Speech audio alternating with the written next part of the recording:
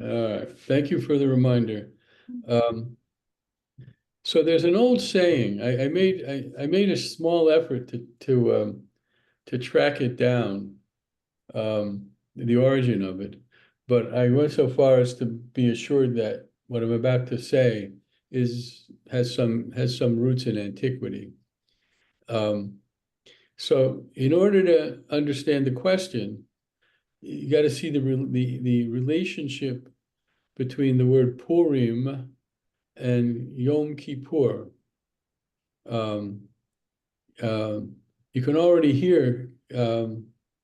Well, it's a bogus it's a bogus thing. But so in Hebrew, the letter kaf as a prefix to a word means as or like. And one way of saying Yom Kippur, especially in the Bible, is Yom Kippurim, Hmm. Day of Atonements. So some rabbi said that Yom Kippur is a Yom Kippurim. Yom Kippur is a day like Purim, Hmm. meaning the meaning of the phrase is that there's something superior, spiritually superior to Purim than Yom Kippur, which we ordinarily think of as the holiest and most profound day in the Jewish liturgical calendar. So this rabbi is saying, Yom Kippur, hu Yom Kippurim.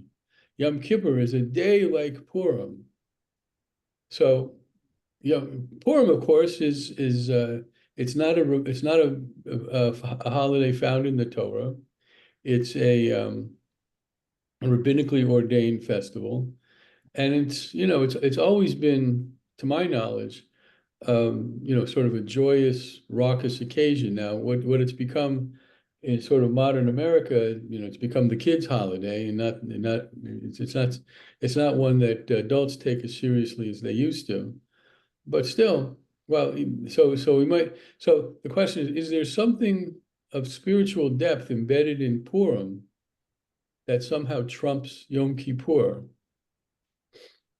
And that's what this rabbi, whose name I couldn't find, I didn't try that hard, to be honest, was seemed to be claiming. So what is it about Purim that is somehow spiritually superior to Yom Kippur?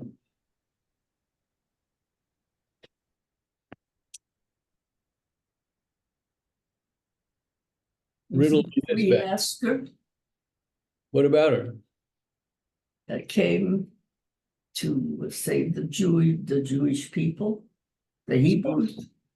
So through Queen Esther's actions, Mhm. there's a redemption embedded in the Purim story that raises its profile above Purim. That's a possibility. It's a possibility.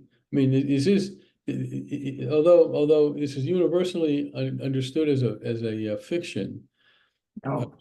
by universally, no, don't go. Oh, it's universally accepted as a fiction, even even in ultra orthodox circles. Nobody calls this a bit of history. Its story is about a planned genocide, which gets which gets foiled by a woman. Now, of course, one could and maybe has, though I haven't, made like a feminist argument out of this. You know, that the spiritual superiority of Purim comes from the fact that the major actor in the redemption was a woman. That's a good modern one. I like that. Well, I guess I would add that it appears to me that Esther acts with a lot of humility, and we praise Moses for his humility, and maybe there's a certain connection there in that we're looking at her as a model of, you know, being being the person who rises to the occasion when called. And we'll see how that works in the story. That's so humility. That's a good one. Esther's humility. Um, well, I'm going to let it, this was going to be my sermon topic next Friday, but I'm being trumped by the three kids who I went to Washington, D.C. with. They're going to read the speeches that they read to a congressperson's aide. So I get out of giving a sermon next week.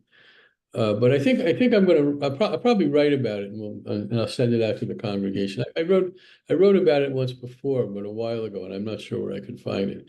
But there's something to it.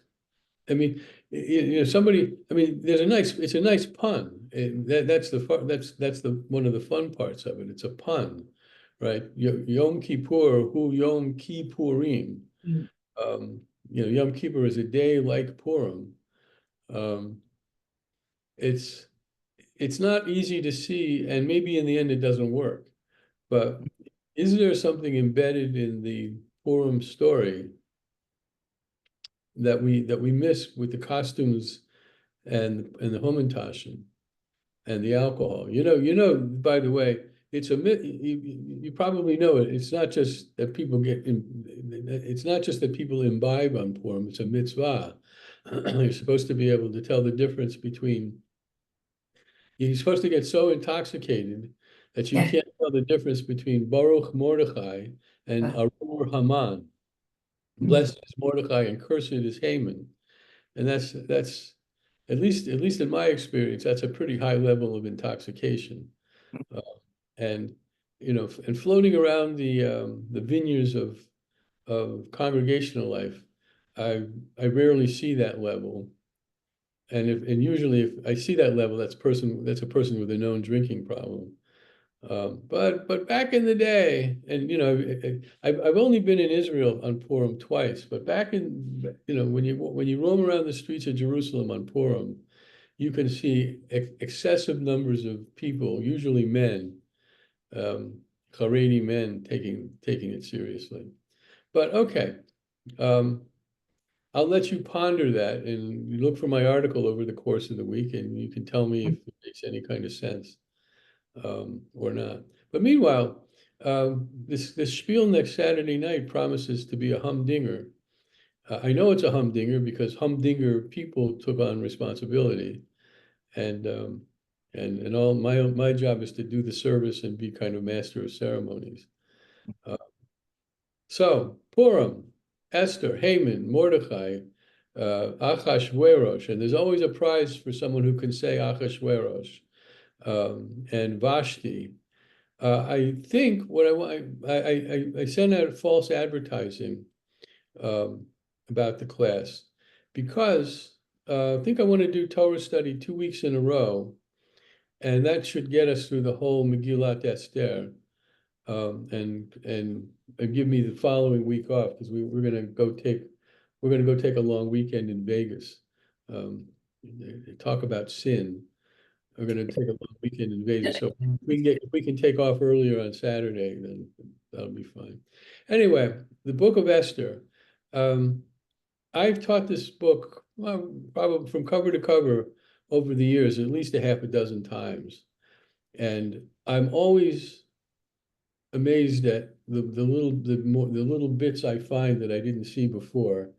And we begin this study with a reminder that anytime you look closely at any great book, you're going to see things in the crevices that you didn't know about. And if you've never read, if the most you've ever done about Megillat Esther has been in a synagogue where it's read from cover to cover, you've never actually studied it.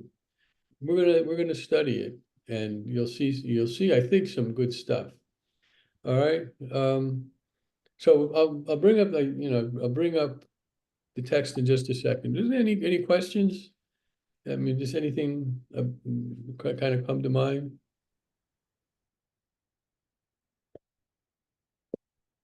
Okay. Now, of course, it's not going to work, right? Where is it?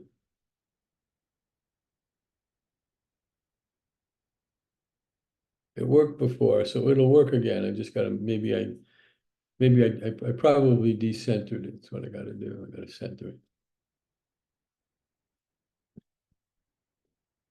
There, now it should come up. Can you see it? Yep. Okay. All right. I meant to take the screen share down, but there it is. All right. So, Vayehi bimei Achashverosh, hu Achashverosh hamelech mehodu ad Kush, sheva ve'esrim umea medina. All right. I'm not going to necessarily deconstruct every verse, but this is the opening. Once upon a time, right, there was this guy Achashverosh. So what are they telling us about this fellow in this one verse? Or his empire?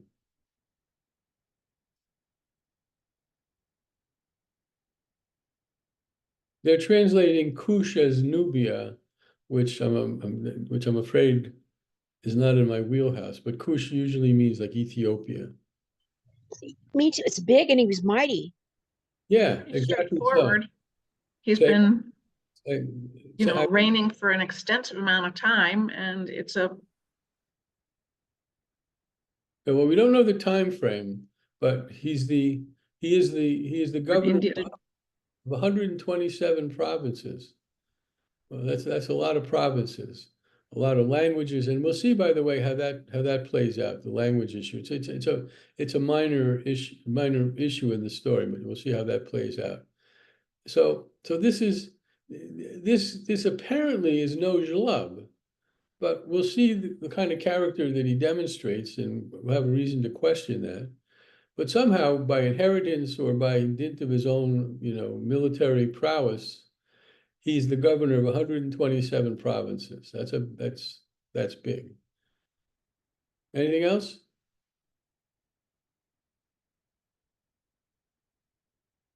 All right. Now we get located, right? In those days, when King Achashverosh occupied the royal throne in the fortress Shushan, in the third year of his reign, so he's had not been reigning very long, he gave a banquet for all the officials and courtiers, the administration of Persia and Media, the nobles and the governors of the provinces in his service. No fewer than 180 days he displayed the vast riches of his kingdom and the splendid glory of his majesty. So we had like a World's Fair, right? Maybe in Shushan, we're going to invite representatives of all 127 provinces, and they're going to come with exhibits, what they do and their foods and their drink and whatever.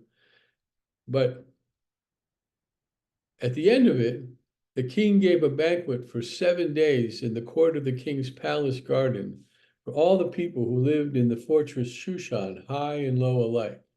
So now it's just for the Shushanites. It doesn't say, but we'll know momentarily that all the people who lived in the fortress were the men. This is not an integrated male-female party. It's the men folk for 7 days. And 7 days, all the wine and all the alcohol and that special rice dish that characterizes life in Persia. They're all eating and drinking and listening to music.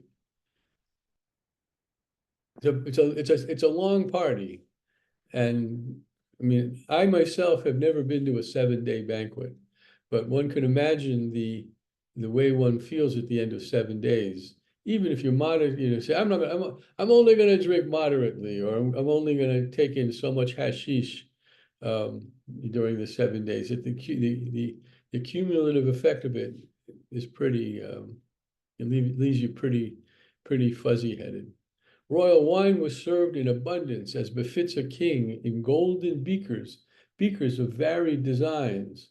And the rule for the drinking was no restrictions, for the king had given orders to every palace steward to comply with each man's wishes. Now we get down to the gender. In addition, Queen Vashti gave a banquet for women in the royal palace of King Achashverosh. So now we know he's got a queen. We know your name is Vashti. I know this is not news to anybody, but perhaps we don't remember that while he's throwing a party for the guy folks, she's throwing a party for the women folk. in parallel. So, Phil, Yeah, I missed a couple minutes in the beginning. I heard you talking about, getting so drunk, but just reading this again, I mean, the idea that we're supposed to get so drunk on Purim, that we can't tell Haman from Ahasuerus. Do you think like maybe we're paralleling or mocking this in some way? Because this is a pretty high, you're very drunk, and it's sort of funny that on Purim we're supposed to do the same thing. yeah, but for one day, not 7. Yeah, But for one day, but like you said, you have to be pretty drunk not to know yeah, Haman close. from Ahasuerus, It's Haman from Mordechai, but yeah, um, Mordecai. Yeah, yeah, yeah. I don't know. Just struck me the first. Could well come from here.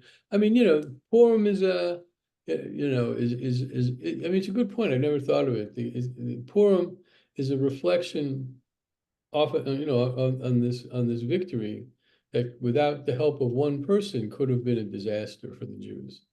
So yeah, we do like they did.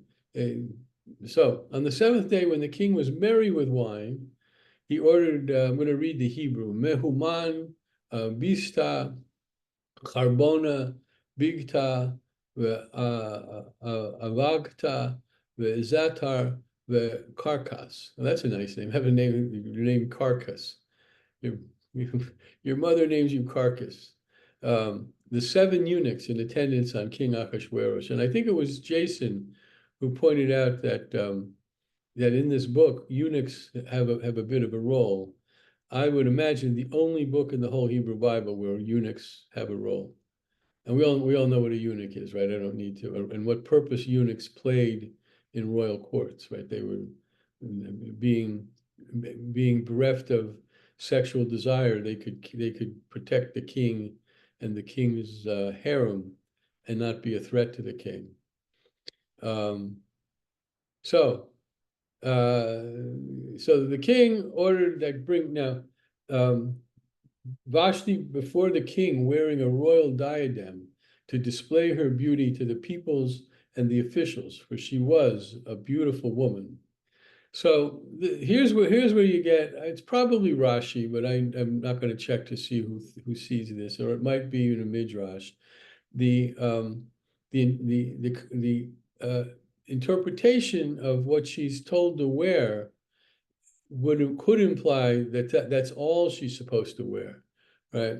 Lifnei Hamelech Beketer Malchut. They're calling it the royal diadem, the royal crown, and that Achashverosh is saying, "Dear, come to this party and have your royal diadem on and nothing else." That's one interpretation, and it has to be pointed out because it's a possible interpretation. And what does Vashti say? But Vashti refused to come at the king's command conveyed by the eunuchs. The king was greatly incensed, and his fury burned within him. Then the king consulted the sages. Well, let's just stop there. Perhaps the answer to my question is obvious, but what is this telling us about the relationship between Vashti and Achashverosh?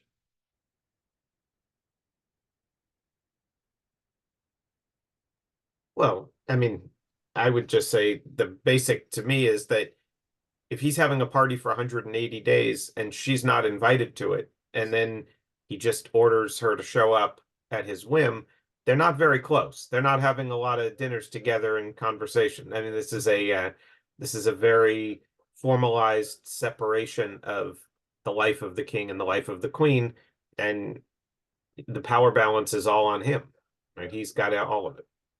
And interestingly, that's a good point. A minor correction: the party is only 7 days. The kind of World's Fair is 180 days. Just 7 days of drinking. That's all. But I would disagree with the premise, Jason. She has a fair amount of agency. She's standing up to the king and saying no.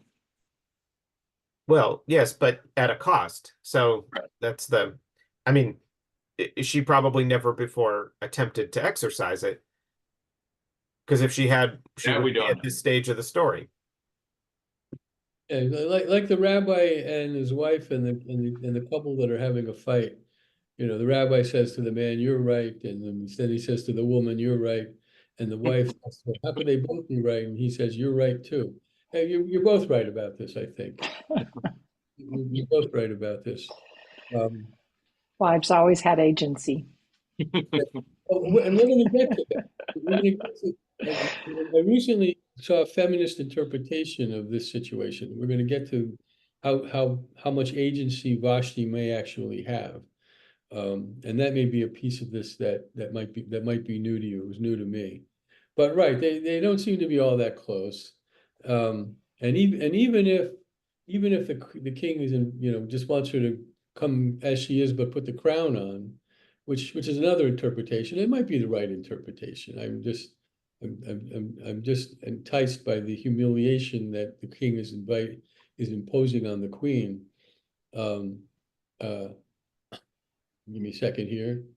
Um, but Jason would seem to be right in the sense that they're not close. Like he doesn't, he sends the eunuchs, he doesn't go himself. Maybe that's not what a king does.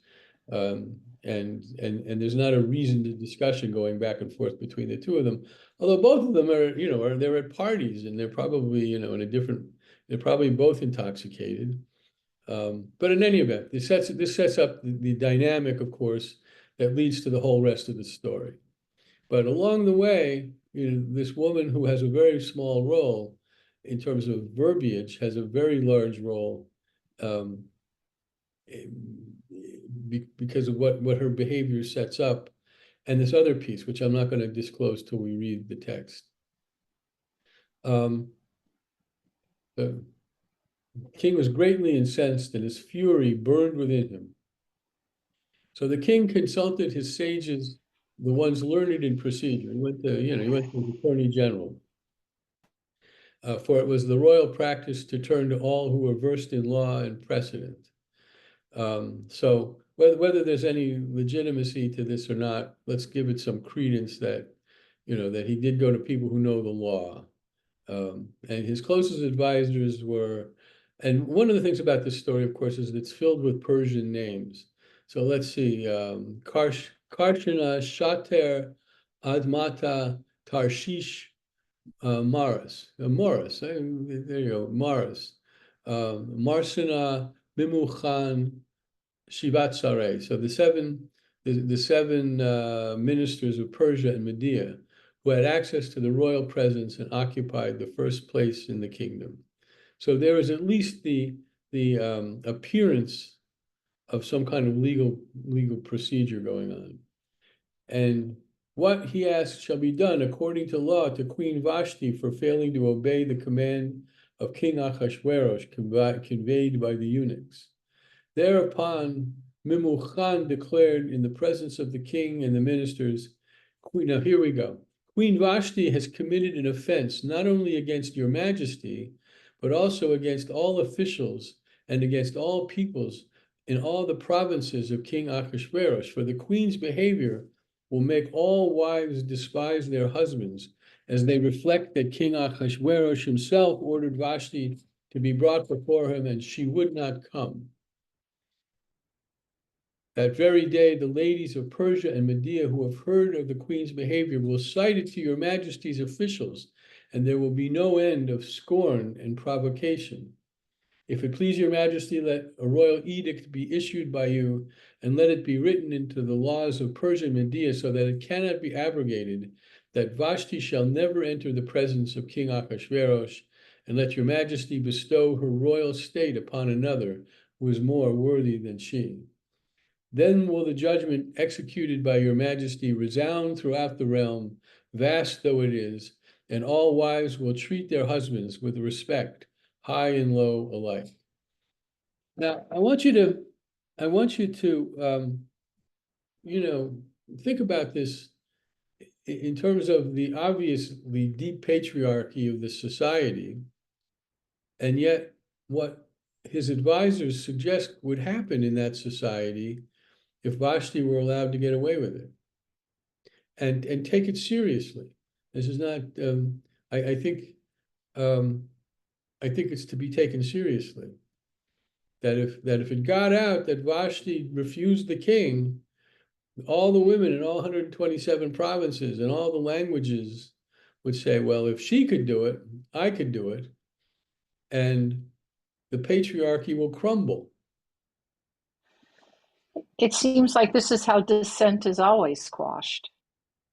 And it's not just feminist dissent, but anytime a leader doesn't want to have change and is viewed as being undermined, he decides to alarm everyone else so that dissent is squashed. And in this instance, I'm sure in a traditional society, which I would imagine this had been, men were always in charge. So this wouldn't have been a good thing. Yeah, yeah. But it had echoes to me of Trump, who always says, when they do it to me, they're going to do it to you too. And it's so effective. It's like, Well, what you said reminds me of Putin. Who's that guy yes, who died in the last 2 weeks? I mean, Navalny. yeah, Navalny. You know, his. Yeah. I mean, there he was in Siberia. I think he was in Siberia, but wherever he was in prison, you would think he'd be totally harmless. Yet he had to go. And of course, it wasn't the first time Putin tried to get rid of him. But I'm intrigued by the claim of the fragility of the patriarchy. This is the feminist interpretation I read. The fragility of the patriarchy, that the first woman in the kingdom, by an act of disobedience, threatens the stability of the whole kingdom. I don't want to make too much of it, but it's interesting, and in terms of the story, it's a bit of a sidebar. Whenever I get to this point in this story, I'm relieved she's not executed; she's just exiled. She doesn't. I mean, wherever she goes, her life is no longer is the queen. But we don't. The story ends with a lot of dead people, so at least it doesn't begin with a dead queen. Well, when you take into consideration that with the advent of abortion and birth control, women in the United States had a lot more agency and autonomy, and how there's this huge shift going back the other direction. Some of that is viewed as the desire for men to be able to take over again. And in the South, that's a traditional view, and certainly there are those kinds of trends. So not just the South. there's nothing new under the sun. Now, if you can say that in Hebrew, I'll buy you a Maserati. It's a stand. You hear it a lot in the streets of Israel. Ein chadash tachat hashamesh. Betsy. Now you have to buy me a Maserati. Right? And not only does he have to exile and get rid of Vashti, as per the law, I mean, the law says not to kill her, but to banish her. But I think this does speak to the fragility, because he can't just let it go at that. He has to get a replacement. A king has to have a queen. I mean, in this society, that's how it's set up. Men have women. And so he's got to take the next step. He can't just say, oh, I'm done with the queen. This society, as a patriarchy, is based on having a king who's master and a queen who's inferior, and there's got to be another queen. Yeah. So obviously that sets up the story, but I feel like the story is compelling that action to be taken, and I think it's because that's what has to be reestablished. Okay, what has to be reestablished? The patriarchy can't. The king can't exist without a queen. The court is set up. His you were saying take this culture, this civilization seriously, and so he can't just be a single king. He has to have a queen, and the queen has to have a court. I mean, the whole society that we see briefly in this is set up that way. And by extension, and it's a demonstration of men's power. So if that's what, if all men in the kingdom are married, the king has to be married too. I think it works both ways in order for men to dominate women. Okay. Jason? Well, I noticed what's not mentioned anywhere is an heir to his kingdom. And that would seem to be of primary consideration is if they had any kids, you'd be sending the mother away. And if they didn't, you'd be sending away the potential to produce an heir. So it's a pretty dramatic act if you think about it either way. And as you noted, there's nothing that tells us how he got to be king, but not necessarily because of his great competence. And the one thing that you definitely need is someone to take it on when you pass it on. I mean, that's like the first rule of kingdom, right? Have an heir. Harry? The other interesting thing for me is he's covering himself legally. I mean, he's a powerful king. On the one hand, he could just say, this is what's going to happen, but he feels the need or the desire to try to structure a legal system that covers it. Yeah. Well, and that reminds me like of, Henry VIII, who couldn't just kill all these women. He had to do it within the bounds of the church. Somehow that sanction is really important. Okay. All right. So let's see. The proposal was approved by the king and the ministers, and the king did as Mimuchan proposed. Okay. Now dispatches. This next verse is important as a trope throughout the story. Dispatches were sent to all the provinces of the king, to every province in its own script, and to every nation in its own language, that every man should wield authority in his home and speak the language of his own people. I'm not quite sure what that last phrase means, but it's to the men. Stand up to your women folk, men. And that's part of this, of course. That's the immediate message, but it also points out that there's that the author of the story imagines a process of communication in an ancient society where when the whole kingdom has to know about something, it's possible. You have your royal chamber of translators in the palace, and they're told to write a message, and the message is written and dispatched to 127 provinces in their own in different languages. So it gives you a sense of the enormity of the kingdom, and the I don't know how you say it, the existence of a process to communicate. Now, I don't, maybe the author knew something about ancient kingdoms, ancient empires, which I don't know anything about. And the truth is, how did the Roman Empire communicate with all of its component parts? I never think about that. So maybe it is if you know the ancient world, it's a known way of communicating. Okay, we're done with chapter 1. I do have one question though. Since we were talking earlier about to assume that the way this society ran, that the idea that this declaration that every man should wield authority in his home is new would imply that before men did not wield authority and that there was an equitable society. And yet, I don't think that's really the case based on what we've heard before necessarily. I mean, we don't know what was going on in anyone else's home, but the idea that they suddenly feared women would refuse their husbands means that women were not in the habit of refusing their husbands. But now there's a declaration that every man, to me, it's a contradiction. It's putting out a law saying the thing that was already the practice. No? Well, the way I look at it, and I hope you know by now when I say the way I look at it doesn't mean you're wrong. It's just I have a different way of looking at it, which is that rumors are starting to spread throughout the empire that Vashti refused an order by the king, and I need to let it. Now we don't know the full content of the note, but I need to let all the men of the kingdom know that Vashti has been quashed.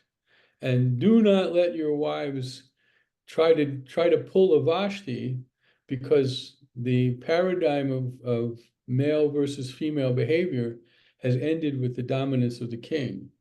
And so that's so it's not like sending out a note who's going to say, you know, stop doing the dishes after dinner with your wife.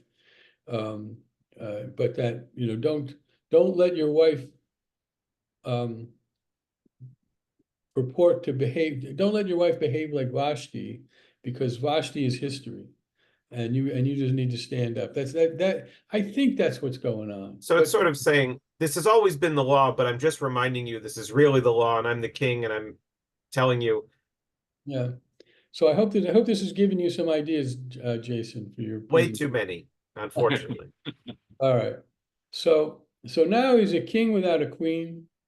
Now I do want to say, you know, at the very beginning, I may not have completed my thought when we learned that he's the king over 127 provinces. We already see what kind of man he is with this demand that Vashti come and do whatever it is he wants her to do. At the very least, come dressed with her crown on and to, you know, and appear in a room of a bunch of drunken men. That's the very least. So he's, you know, he's a kind of a stunky guy.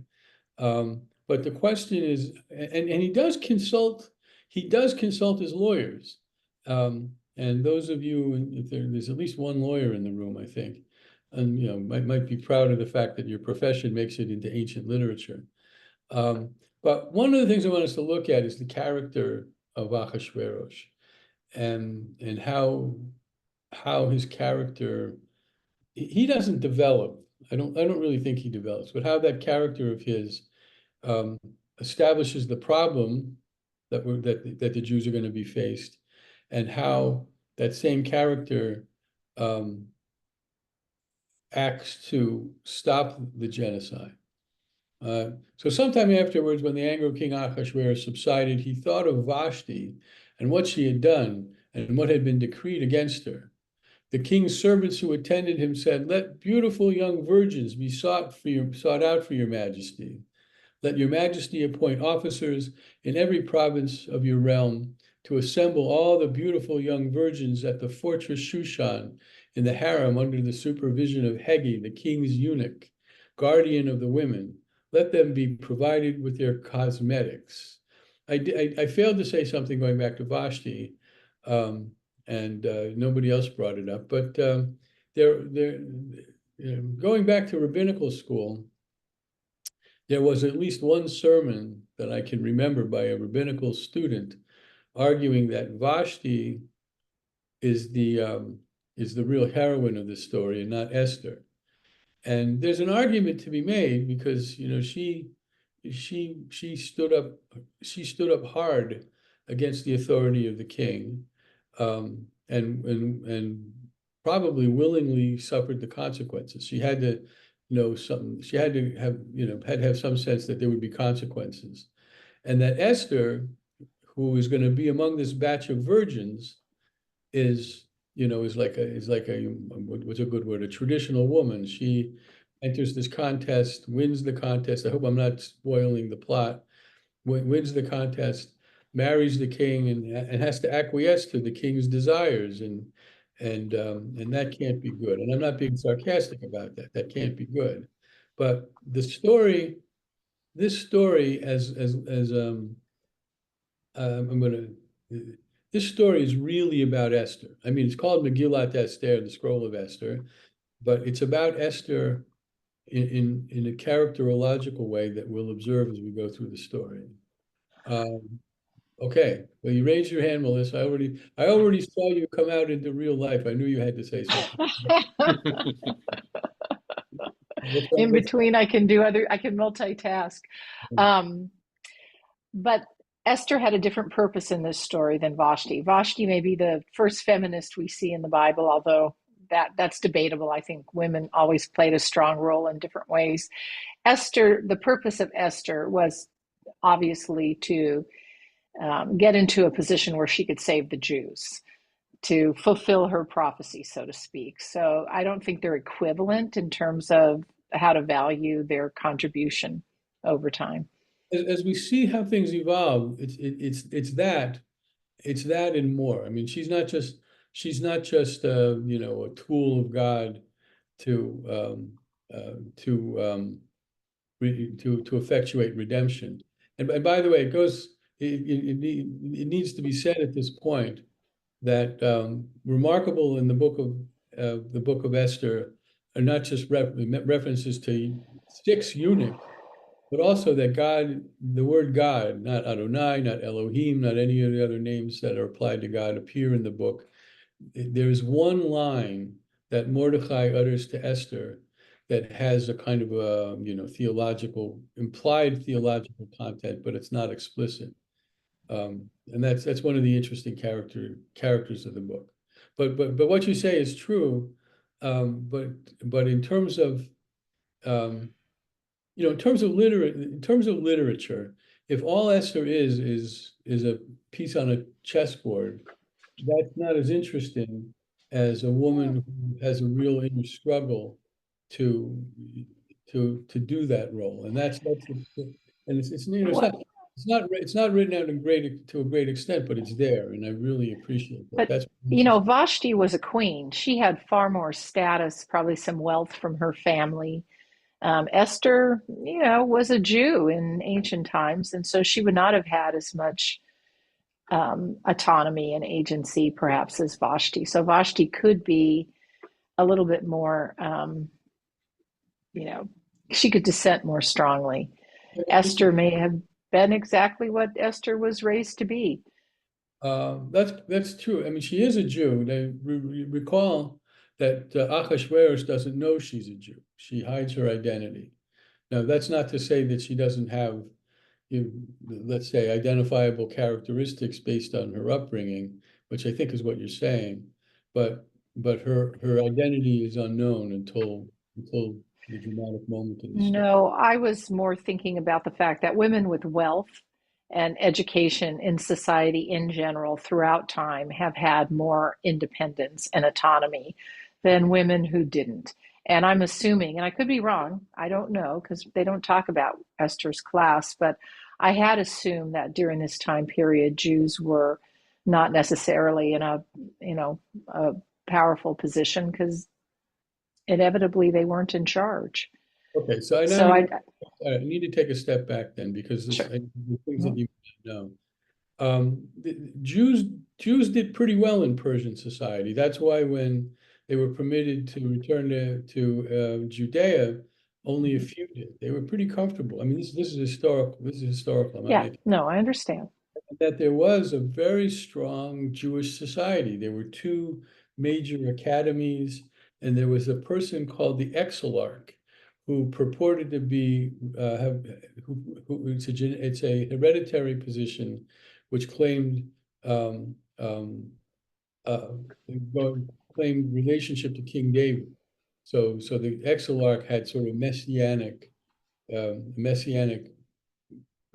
elements to his position, and so that person was the liaison to the Persian government. Now they're not the rulers, but they're economically pretty well off. However, as we're about to see, Esther is an orphan, and her relationship to Mordecai is a little unclear.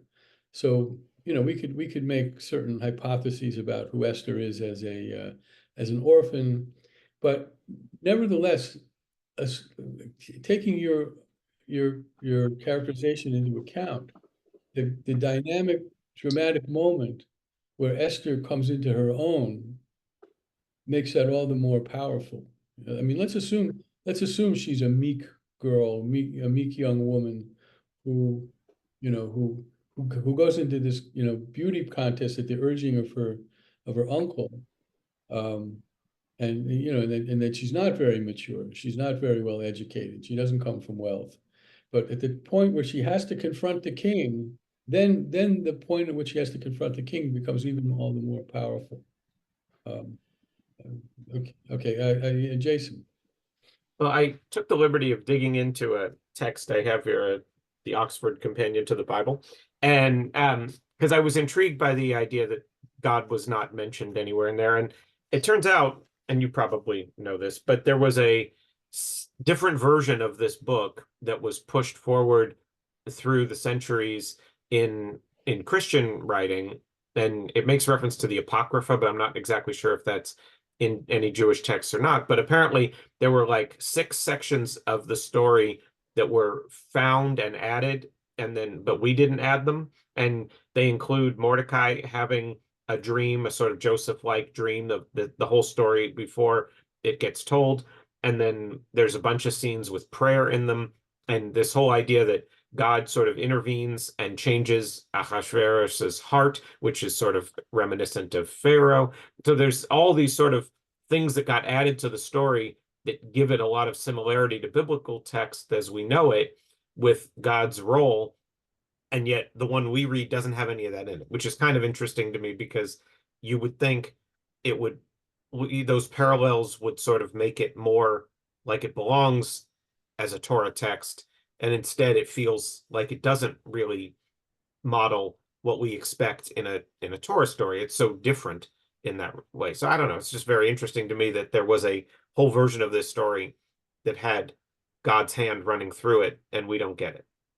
Okay, so first of all, the Apocrypha, in case you don't know, there's this, when the Hebrew Bible was canonized, the canonizers had in front of them a whole bunch of texts, and they had a meeting, probably a couple of meetings, and they said what's in and what's out, and what the Tanakh is, what they decided is what's in.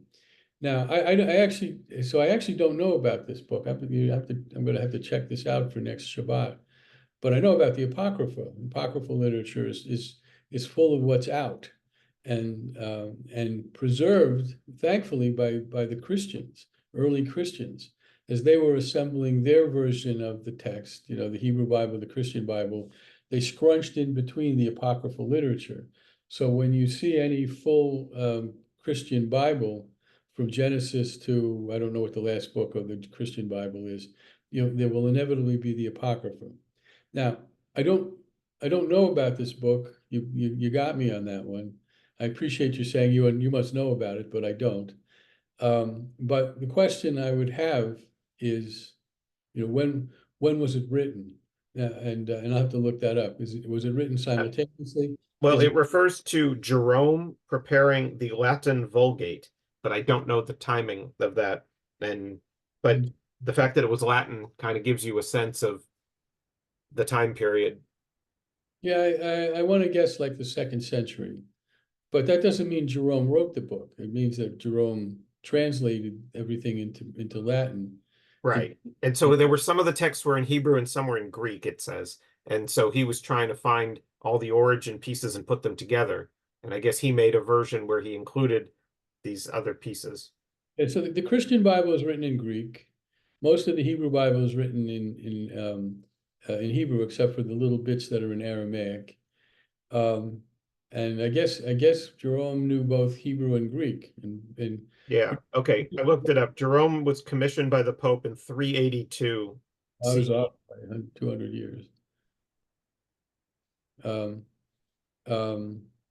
But the Vulgate, just FYI, is considered a reliable translation, by which I mean when people sit down to do translation work, or they sit down to really get into the weeds about a text, one of the books they'll have in their presence will be the Vulgate. It was not some throwaway thing. It's very. Now, according to this, it's still what the Catholic Church uses as its translation. Yeah, that's right. I mean, there's no need for no new Latin translation. We got Jerome, we got Jerry's translation. All right, let's press on. So all the virgins, and one can imagine what a balagan that becomes. Let the maiden who pleases your majesty be queen instead of Vashti. The proposal pleased the king, and he acted upon it. Why wouldn't he? In the fortress Shushan lived the Jew. Okay, now this is not the next chapter, but let's pretend there are 3 asterisks between the last verse and this one. In the fortress Shushan lived a Jew by the name of Mordecai, son of Yair, son of Shimi, the son of Kish, a Benjaminite. So there's this guy. He's from the tribe of Benjamin. Kish had been exiled from Jerusalem in the group that was carried into exile with along with King Jechoniah of Judah, which had been driven into exile by King Nebuchadnezzar of Babylon. So that goes back to 586 before the Common Era. He was a foster father to Hadassah, that is Esther, his uncle's daughter, for she had neither father nor mother. The maiden was shapely and beautiful, and when her father and mother died, Mordecai adopted her as his own daughter. So there's an uncle niece relationship, but she also calls him dad. All right. So, and when the king's order an edict was proclaimed, and when many girls were assembled in the fortress Shushan under the supervision of Haggai, Esther too was taken into the king's palace under the supervision of Haggai, guardian of the women. So this is an origin story. We all know where this is going. Even if we're reading this for the first time, we know where this is going. You can't go. It is interesting that it doesn't sound like the girls had choices. You know, I mean, it's in the passive. Many girls were assembled. It doesn't sound like Esther decided, or any of these young women decided they wanted to participate in this. No, it's in 9, verse 9. You're going too far. So I was looking in 8. I'm sorry, in 8. When the king's order and edict was proclaimed, and when many girls were assembled. So it doesn't sound like they had a choice. These girls were kind of rounded up, it sounds to me.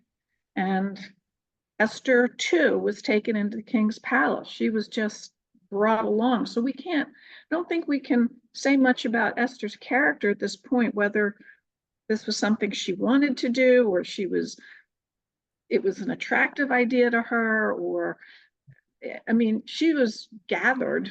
They were just. Anything about Esther up to a certain point in the story has her as being passive.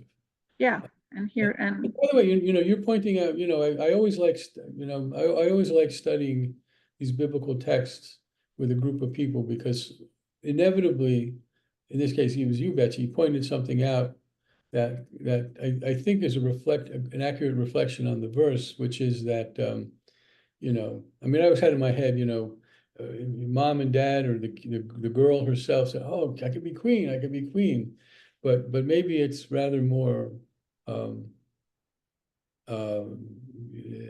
expected, like they have no choice, and maybe Esther was kind of pulled into this.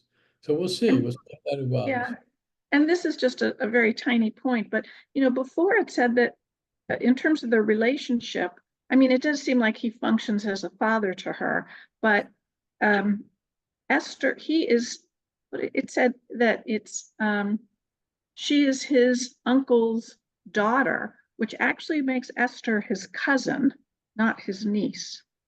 Okay, I appreciate that. I never follow that stuff all that carefully. I mean, my uncle's daughter is my first cousin, so they're really first cousins, but he takes on the role. I mean, he could be significantly older, and it sounds like he is. And so he becomes the father figure. Anyway.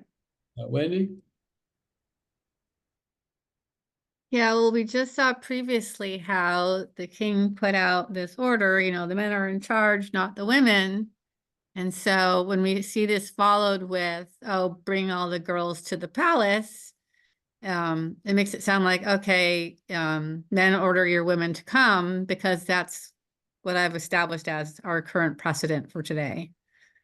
So yeah, I'm with Betsy on that one, that the girls assembled were sent, and it wasn't their it would follow that it wasn't their choice. Okay, so there is a little bit more to it, however. The girl pleased him. So Esther, with the girl, pleased. Let me get the right Hebrew.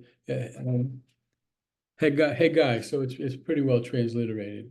The girl pleased Haggai and won his favor, and he hastened to furnish her with cosmetics and her rations as well.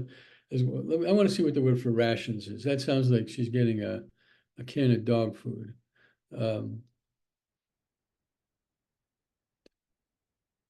Manoteha.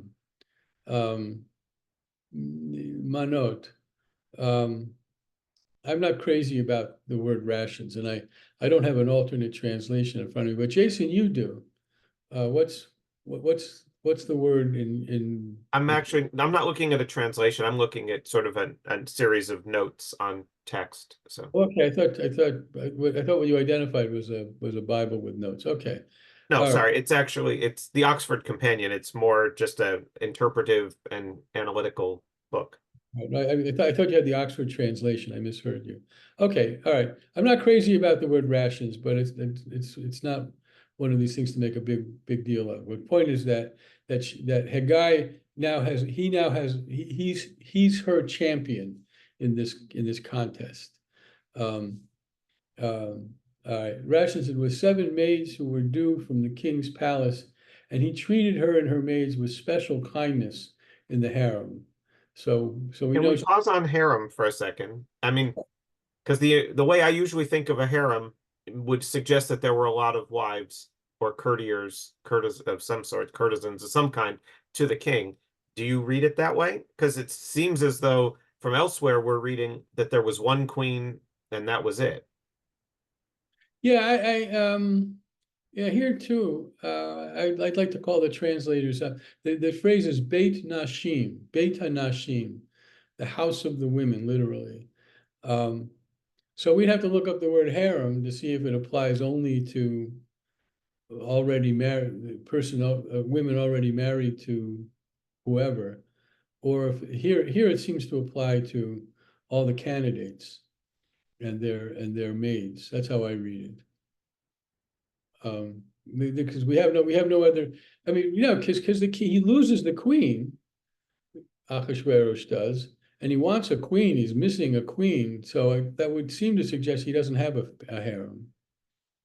He doesn't have other candidates that you just bring in from the bullpen.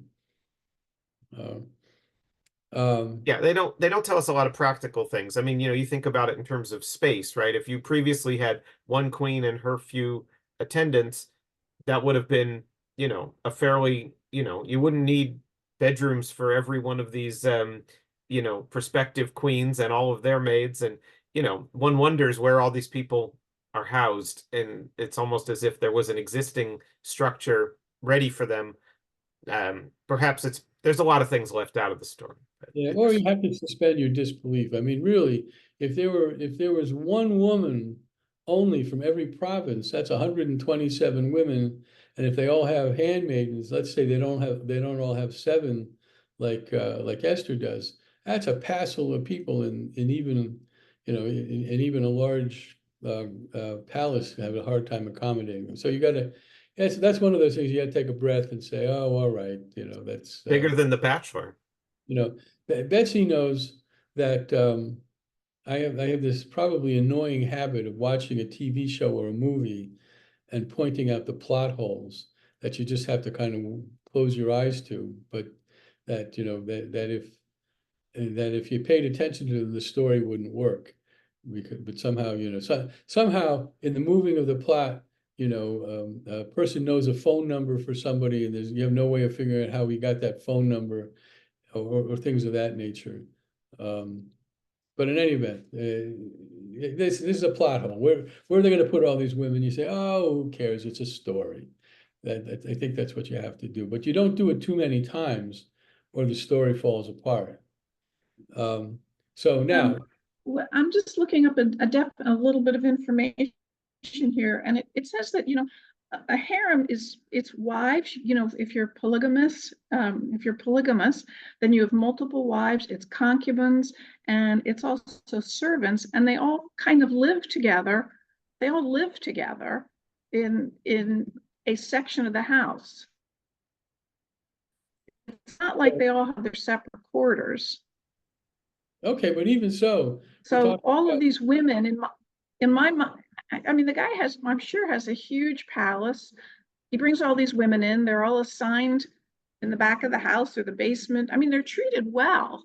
That's one thing. They're treated very well. Yeah, but I was hypothesizing. And they're groomed. I was Yeah, hypothesizing okay. one woman from every province. What if there were 10 women from every province? Now you've got 3,000, 4,000 people. It's a house full.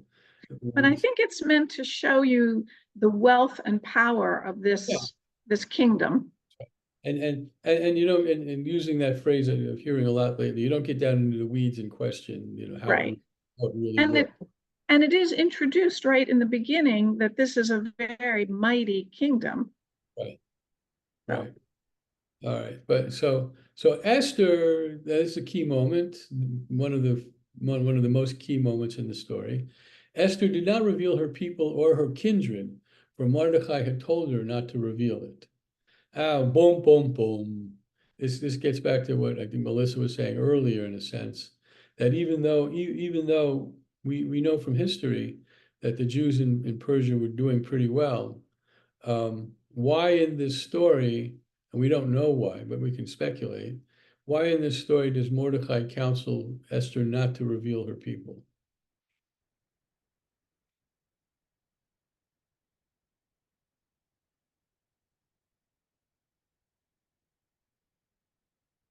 Pass the Manischewitz, or of course, this is a Sephardic culture, but I really want a piece of kishka with my dinner tonight, whatever. Would it be, and would it be not so much because being a Jew was a bad thing, or would it be more that would she be considered a foreigner?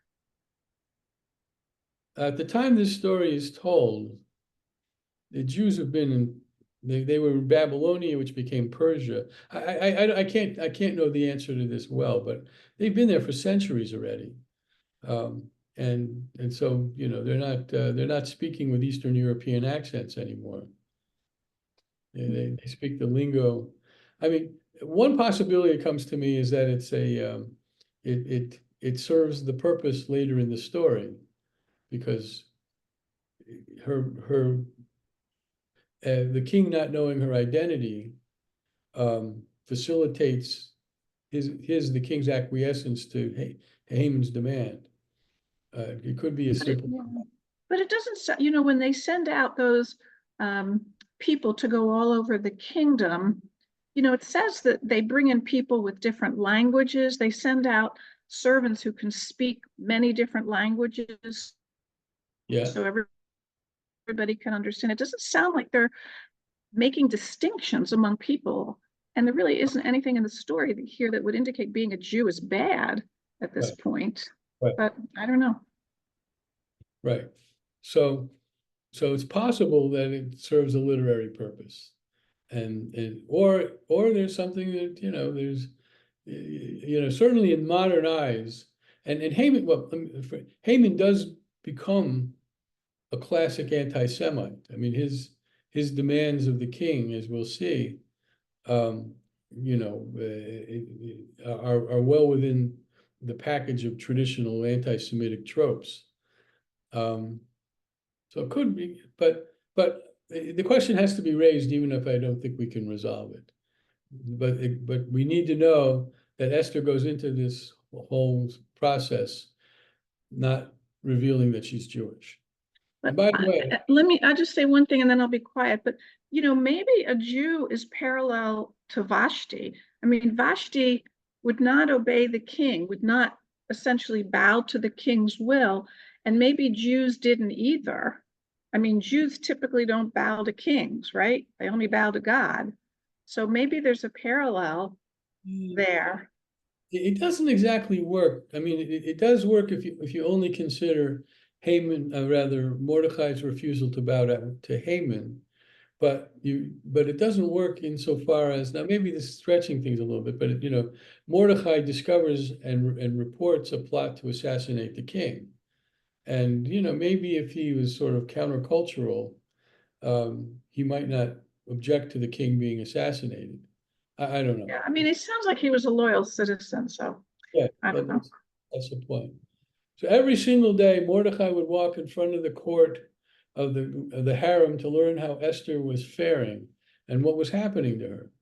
When each girl's turn came to go to King Achashverosh at the end of 12 months treatment prescribed for women, for that was the period spent upon beautifying them, 6 months with oil of myrrh, and 6 months with perfumes and women's cosmetics. There's a typo here. They don't give the, oh, it's in the next verse, sorry.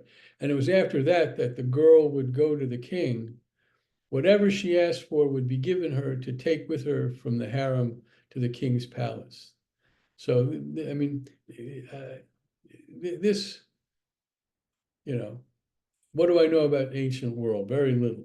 This strikes me as a huge exaggeration. But 6 months with oil of myrrh, and then 6 months with perfumes, and maybe Pilates every day, and Yeah, lots of it's not an exaggeration. I mean, Right. a generation ago, teenage girls went to John Robert Powers modeling school, whether or not they were going to be one, and that was beauty was all they had. no. So, I'm not yeah. I'm not denying that. I'm suggesting the period of a year may be exaggerated. I mean, one of the kids I took with me to Litat Kane, to the thing in DC, she didn't actually end up. She in talking about when we were preparing to go, she claimed she was going to have to get up at 4 a.m. to be ready for the 8 o'clock breakfast. Yeah. So. I mean, and that's a contemporary young woman who's very contemporary. She's a woman who knows her mind rather well, I think. I was just saying the period of a year is the exaggeration part. Mm. But What? but but in any case, time passes. Totally agree with I, Melissa. I, Totally agree uh, with Melissa. yeah, I mean, I'm sorry, Rabbi, but you're way out of your, wheelhouse here. The other thing is, I listened to something by Rabbi Akiva Tatz, who's an interesting South African doctor and Jew Orthodox, and he has a big following. But for some reason, I recall him saying that Esther was actually very ugly to start out with, and Yeah. I didn't think she was young. That was sort of my takeaway because I'm of course always looking for. I find in Torah it's interesting how many women didn't really flower, for want of a better word, until they're old. You saw it with Sarah and other people, but I wondered if there was any truth to that Esther wasn't attractive. It might have taken a year, Rabbi. Little plastic surgery. There's her downtime. Yeah. All right, so That makes sense. undoubtedly what Rabbi Tess was doing. Mhm. I don't know the book, but he was undoubtedly reflecting on Midrash Esther, the Correct. Mhm. the Midrash in the Midrash Rabbah series, and if he was saying that, and this, one of my, as as you all notice, when I teach Torah, I don't go into Parshanut, the commentary of literature, very much. I like to inductively analyze the text, and Mhm. it's not that I'm averse to midrashic ideas about the text, and when I have some such knowledge, I'll bring it up, but I'll always identify it as midrash, so as to be able to separate the text from the interpretation of the text. So if this fellow was saying Esther was not very good looking, it may have been a drash from a midrashic text about this period of a year, and it's interesting, but I would have, not knowing this guy, not having heard any of his lectures, I would have appreciated him to distinguish between the text and the midrash to the text. I'll be happy to send you the podcast. It's I haven't listened to it for several years now, but I find it some of it I wouldn't say, because it is Orthodox and a lot of it is midrashic. And as I was learning Judaism, I would listen to some of this, and you listen to it with a grain of salt. But my takeaway was he thought that even though Esther wasn't physically beautiful, Um, that she was such a beautiful person well, that's what the king ultimately saw. so what I mean, I'm assuming I'm assuming your memory is reliable, and Not very, but yes, enough. what he's saying. So this is it coming from you. It's an interpretation of an interpretation of an Correct. interpretation. But even Mhm. so, what he's saying is he via the Midrash wants to give Esther some real character um, that justifies her election as queen.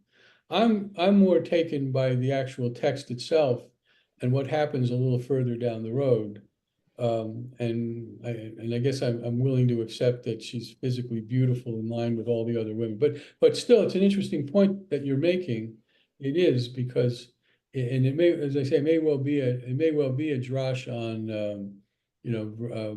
verses wherever the verse, where's the verse about a year? The verse 12.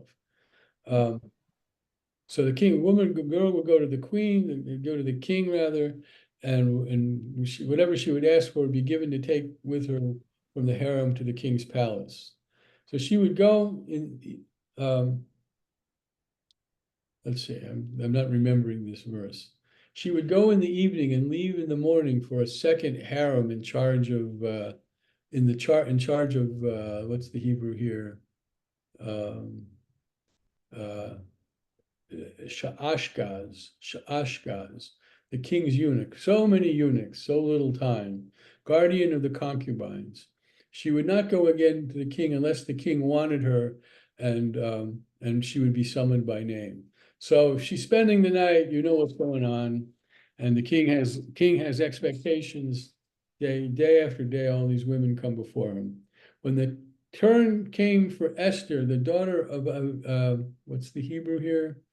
Bat Achi Abichail, the uncle of Mordecai, who had adopted her as his own daughter, to go to the king. She did not ask for anything but what Haggai, the king's eunuch, guardian of the women, advised. Yet Esther won the admiration of all who saw her. Now that's a characterological statement. I'd forgotten about this. She's a nice guy. She's a nice woman. She's kind. Everybody admires her, and it's not because of her beauty. But we see, as we've already seen, that at least this one particular guy who's in charge of her and her retinue favors her, and that gives her a leg up. Again, we know who's going to win the contest. Esther was taken to King Ahasuerus in his royal palace in the 10th month, which is the month of Tevet, in the 7th year of his reign. So this has gone on for a long time. How long had he been had he been in office the last time? Three Yeah. years. So this has gone on for a minute, as they say in the South. The king loved Esther more than all the other women, but Ye'ahav Hamelech et Esther mikol hanashim.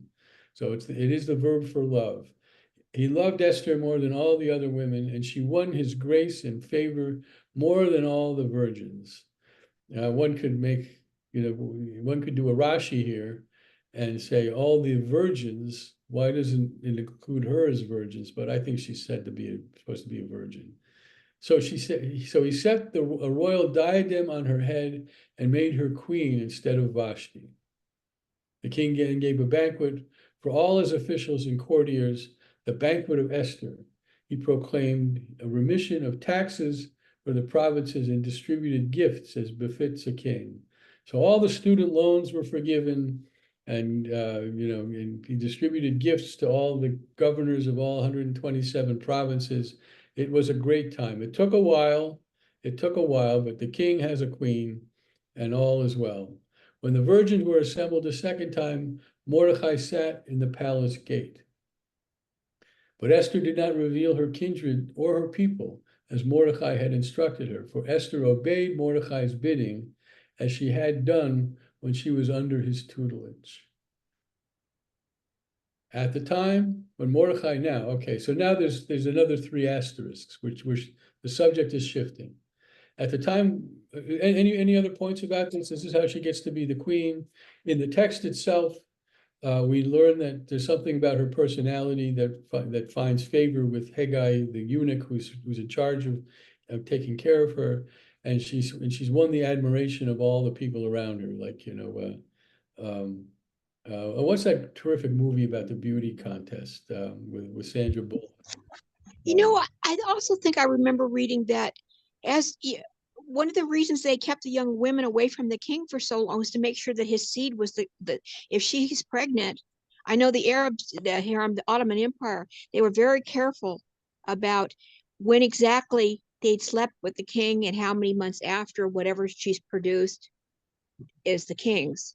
You know, they would want to make sure that any virgin, anybody that was not pregnant or had been touched before or anything, they would separate these women all this amount of time before they even approached the male. Which of course raises another question. Yeah, we don't know how many women were in this contest, but I'm sure they didn't practice birth control, and one wonders. I mean, here's a nice midrash, and anybody out there who's retired, that he does impregnate several of these women, and what happens to the kids? The question is, what happens to the kids after they're born? But that's not this story. That may be a story, that may be part of the story that ended up on the cutting floor. So now we're shifting. The movie is Miss Congeniality, Right, that's right. for whatever reason you wanted to know. Well, because Sandra Bullock becomes kind of if I remember, she becomes kind of the favorite of all the contestants, like Esther does. So Sandra Bullock is playing Esther in that Yeah, movie. because she wasn't a backbiting, undermining bitch, I recall correctly. But Sandra Bullock? yeah, in the movie, she was nice. But with a heart of gold. Yes, absolutely. She had it all: good looks, long legs, and a heart of gold. She was a reluctant entrant into the contest. She needed to be there Oh. because they were trying to find a murderer. And I remember her being like very opposed to the whole beauty contest thing until the end, where it doesn't matter. We don't need to sidebar into that. I'm sorry I brought it up. So Mordechai was sitting in the palace gate, and Bigtan and Teresh, two of the king's eunuchs, more eunuchs, who guarded the threshold, Yes. became angry and plotted to do away with King Ahasuerus. Mordechai learned of it and told it to Queen Esther, and Esther reported it to the king in Mordechai's name. The matter was investigated and found to be so, and the two were impaled on stakes.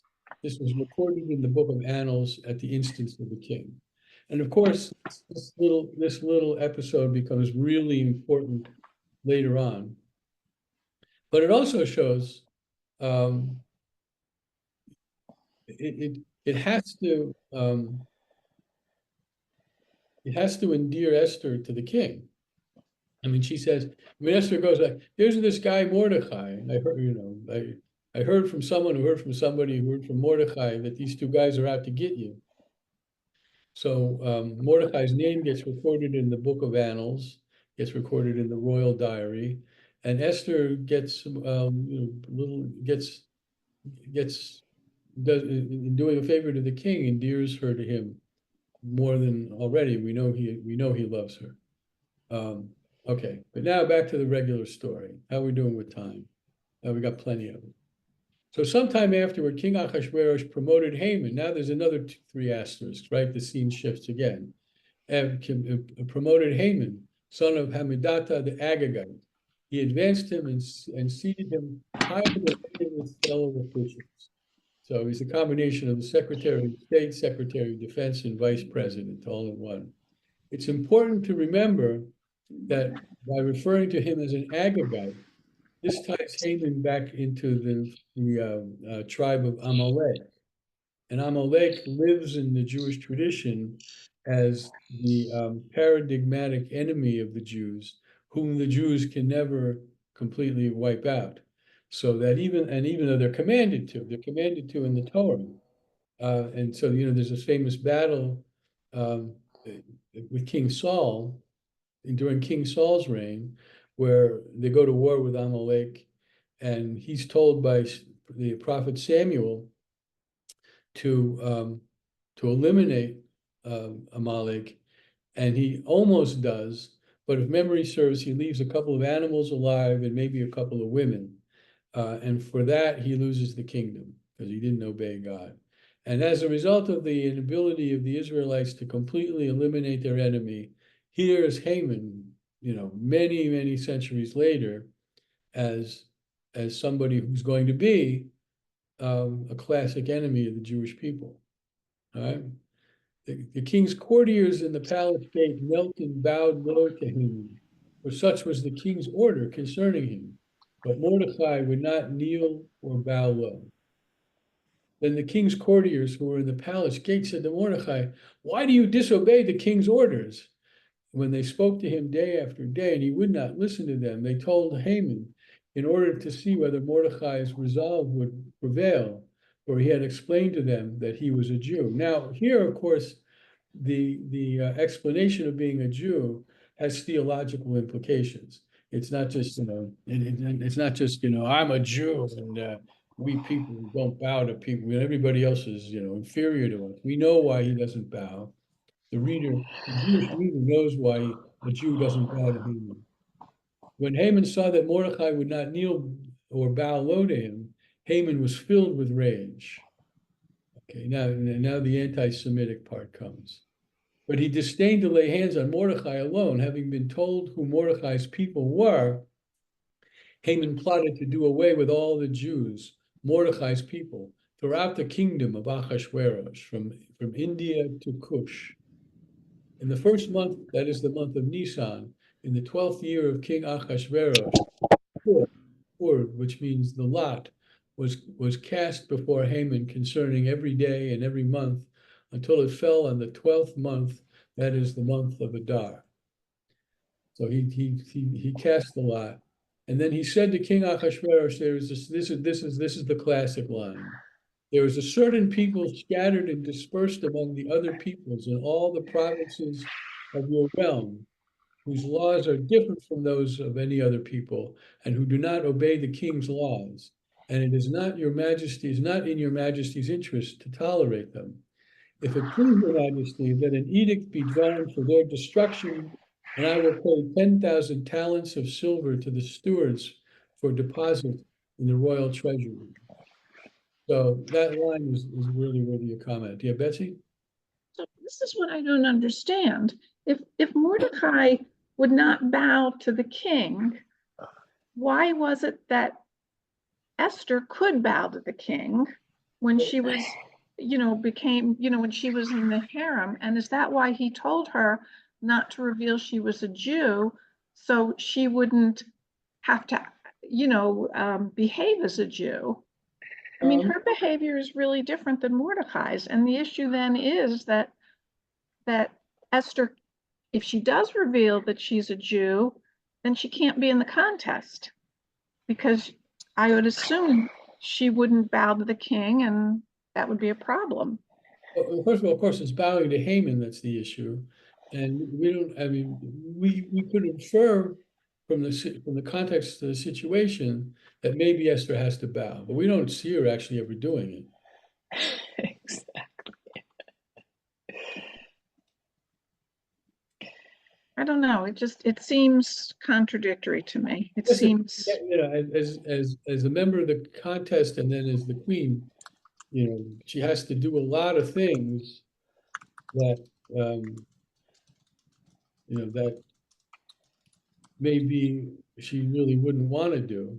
But it's really the issue is between Haman and Mordecai. I'm not sure why to bring Esther into the situation. well, but this is not, it says, that Mordecai isn't obeying, that the Jews don't obey the king's laws. Right. And, it's not in the king's interest to have them, just like it's not in the king's interest to have a queen who disobeys him. It's not in his interest to have a group of people who aren't going to obey him either. So I assume that's why the king goes along with it. He doesn't like to be, disobeyed, and it's a bad message in the kingdom. It's not people. the king. It's Haman. Yeah, but it says the king's law, and if the king says you bow to Haman, then you would have to bow. I assume you'd have to bow to the king too. That being kind of the normal thing for kings.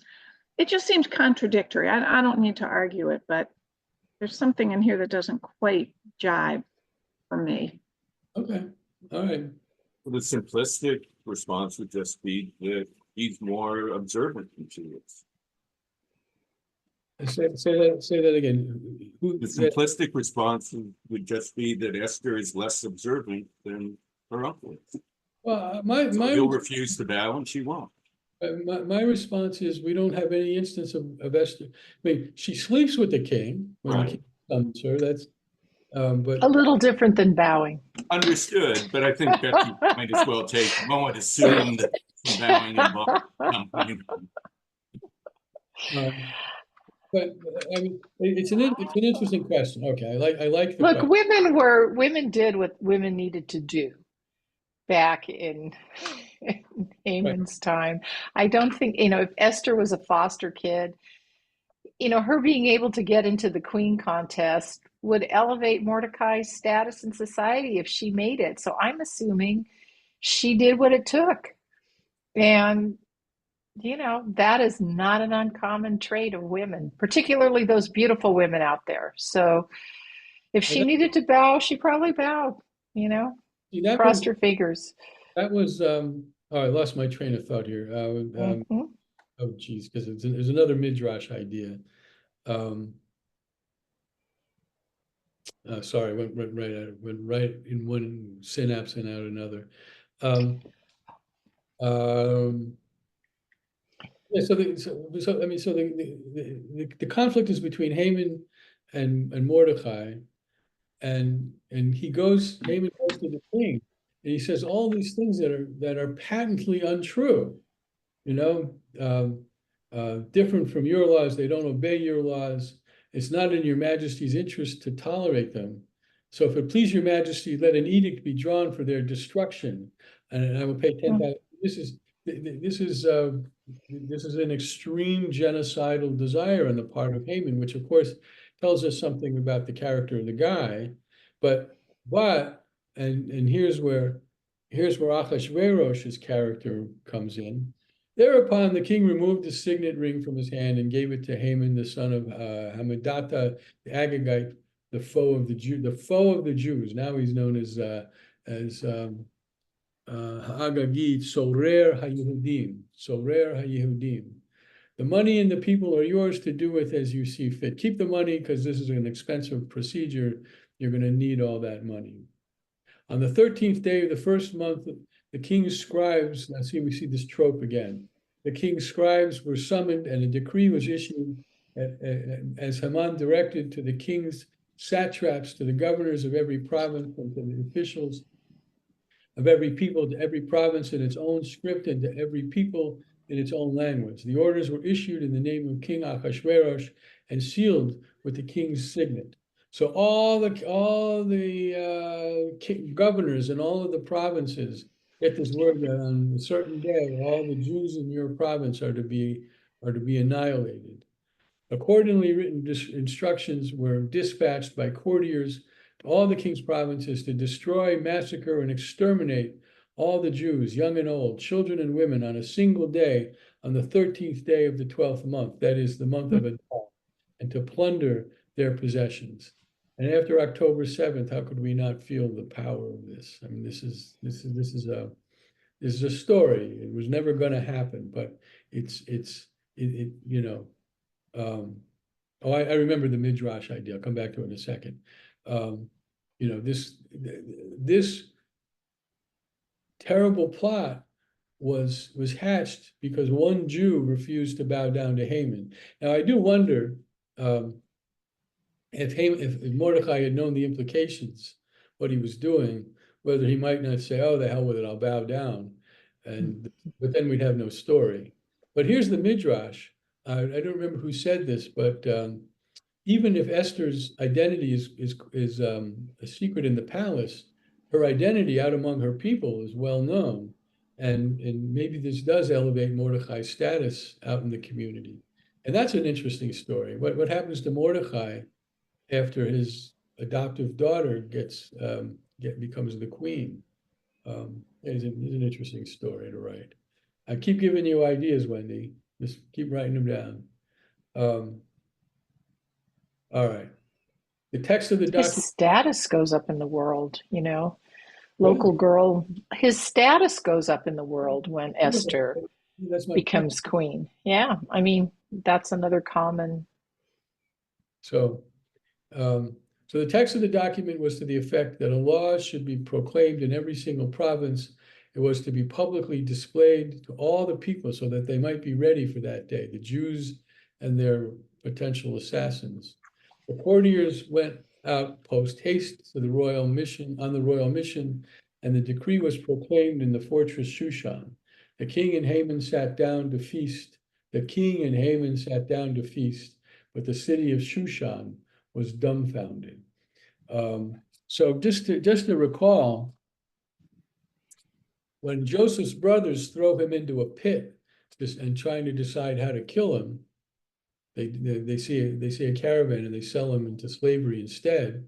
That's brotherly relations in the book of Genesis. They sit down to eat. They sit down and have a meal. So here they've just signed and sealed the fate of the Jews, and the king and Haman sit down for a steak. But the city of Shushan was dumbfounded. Nivocha, were confused. So that's a comment not just on the Jews in Shushan, but the people in Shushan are going around, what the hell? What the hell is going on? I'm looking at the time. I think we'll stop here. We'll pick this up next week with chapter 4.